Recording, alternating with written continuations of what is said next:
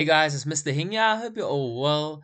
Today what we're going to be doing as promised is let me just move the ruler. Yeah, we are going to be looking at exponents, but this time we're going to be looking at our scientific notation. Right. So what that means, scientific notation, is the following. Right. This is the last topic that I'm just going to be doing this year on exponents. Yo, that was a terrible line. Sorry. Let me just erase it. It's a last topic on exponents. However, I do want to continue to do more questions on exponents, so please just look out for that. Okay, guys. So scientific notation. What is very important about scientific notation are these two words. So the first word here, scientific notation, and then the other word, decimal notation. Okay, and then yeah, there will be a few other words that I'll use, but I'll clarify that later. So, scientific notation and decimal notation. Scientific notation is a way that we write numbers, or very big and very small numbers, right? And how we end up writing them is we write it as a significand, so a number over here, right? That's represented by A. This is known as a significand. You spell it like this, significand. And then with a product of a power of 10 over here. So for instance, this is an example over here. So this is 2,83 times 10 to the minus 3. So this is an example of scientific notation. Now let's have a look at decimal notation. So decimal notation, the way that I like to explain it is it's basically the way that we usually write numbers, right? So when you see numbers in the, I don't know, in the shops, the price of houses, things like that, that is decimal notation. So for instance, over here, this is 15,078,000. 235,214. So these are examples of decimal notation. And what I want to focus on in this lesson is how do we go from one to the other? How do we convert if we get a number in our test or exam? How do we go from a decimal notation number to scientific?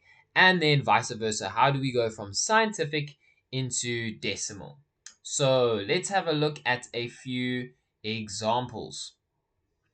Okay, so for going from decimal to scientific notation, guys, what is the most important thing probably about these two questions? Let's have a look. So, what's going to happen here is we need to write it. I said scientific notation always has a multiplication to a power of 10. Right.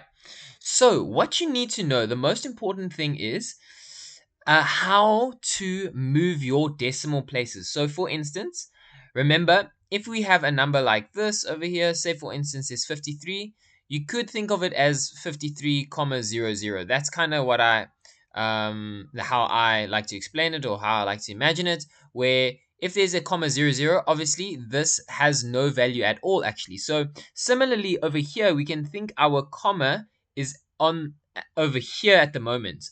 So now what happens is, guys, we need to count how many places are we going to move our comma that's over here until we get one digit on the left hand side of a decimal. So let's actually have a look and see how we do that.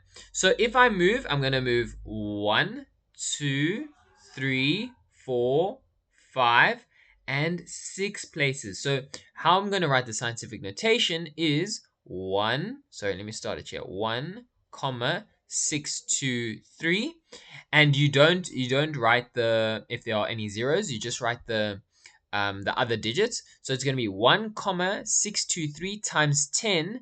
And then how do we know what our power is, or our exponent?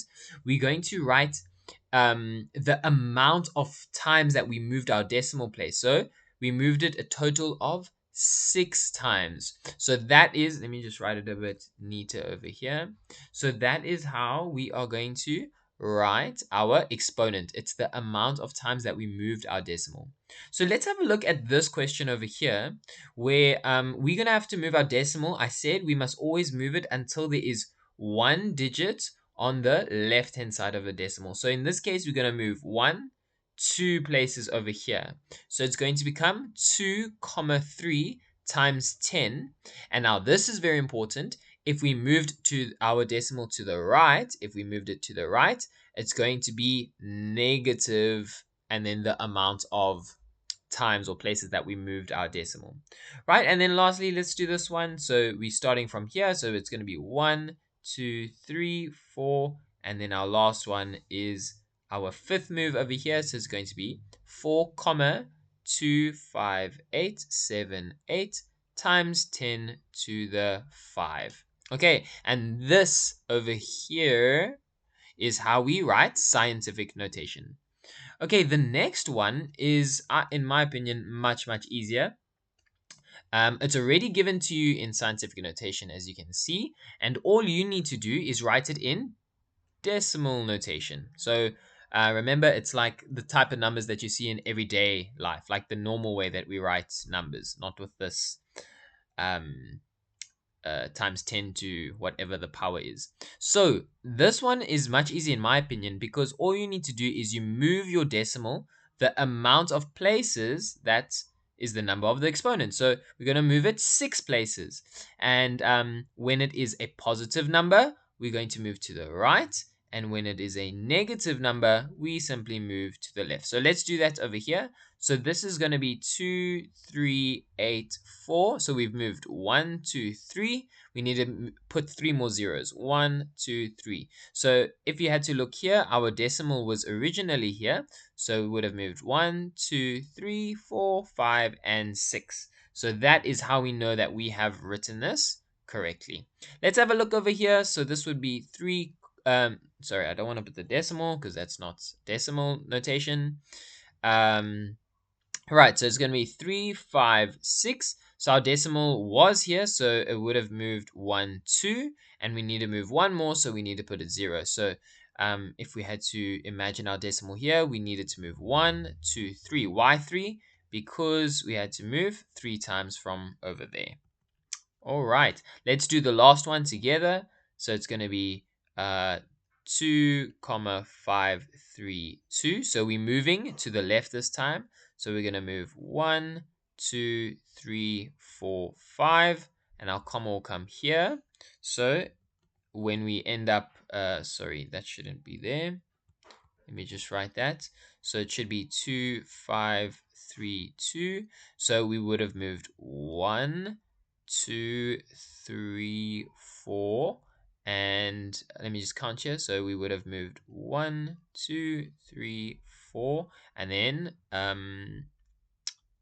sorry, let me just erase that.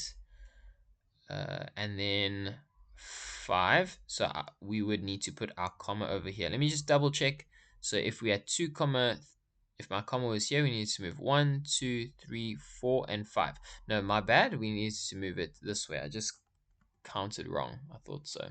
So my comma would end up coming over here, and we had a 0. So let's just double check. So if my decimal or my comma was over here originally, which it was in the number, we needed to move 5 places backwards or to the left. So we would have moved 1 2 3 4 and 5. So that is how we do conversions, guys, of from scientific to decimal notation and vice versa. So with all that being said, guys, as I said, I am wanting to do more videos, but I am going to be doing videos more about just how to do different types of exponent questions. Thanks, guys. With all that being said, I will see you in the next video.